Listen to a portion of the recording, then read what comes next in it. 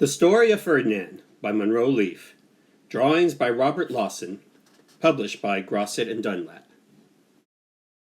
Once upon a time, in Spain, there was a little bull, and his name was Ferdinand.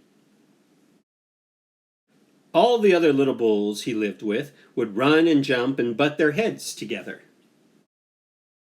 But not Ferdinand. He liked to sit just quietly and smell the flowers. He had a favorite spot out in the pasture under a cork tree. It was his favorite tree, and he would sit in its shade all day and smell the flowers. Sometimes his mother, who was a cow, would worry about him. She was afraid he would be lonesome all by himself. "Why don't you run and play with the other little bulls and skip and butt your head?" she would say. But Ferdinand would shake his head.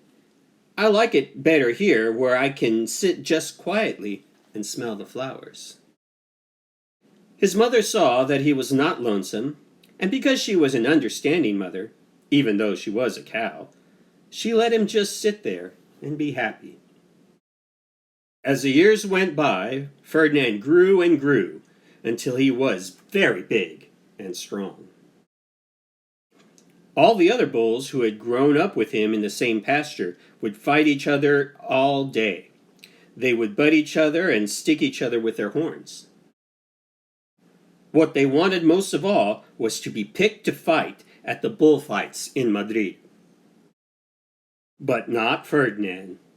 He still liked to sit just quietly under the cork tree and smell the flowers. One day, 5 men came in very funny hats to pick the biggest, fastest, roughest bull to fight in the bullfights in Madrid. All the other bulls ran around snorting and butting, leaping and jumping, so the men would think that they were very strong and fierce, and pick them.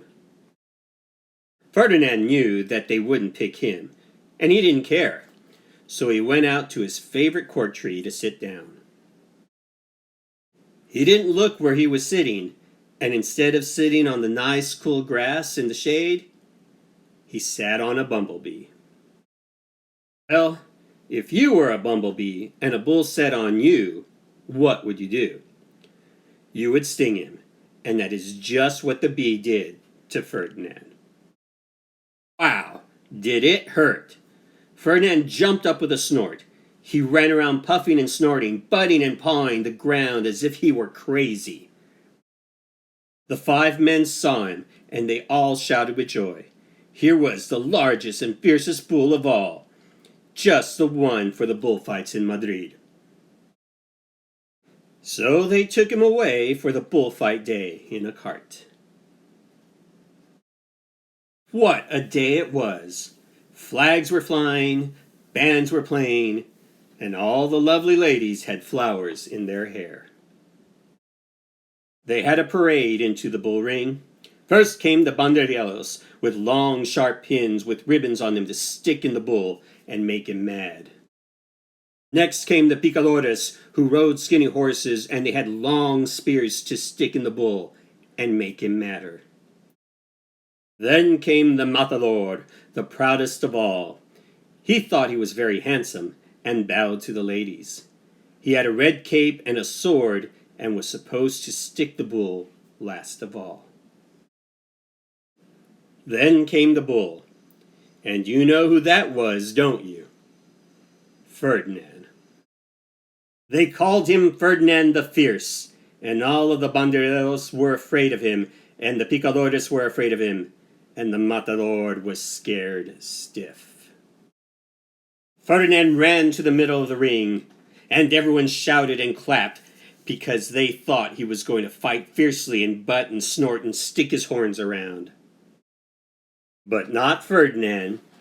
When he got to the middle of the ring, he saw the flowers and all the lovely ladies' hair, and he just sat down quietly and smelled. He wouldn't fight and be fierce, no matter what they did.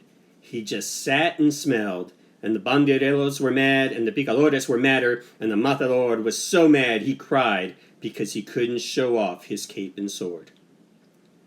so they had to take Ferdinand home. And for all I know, he is sitting there still, under his favorite court tree, smelling the flowers just quietly. He is very happy.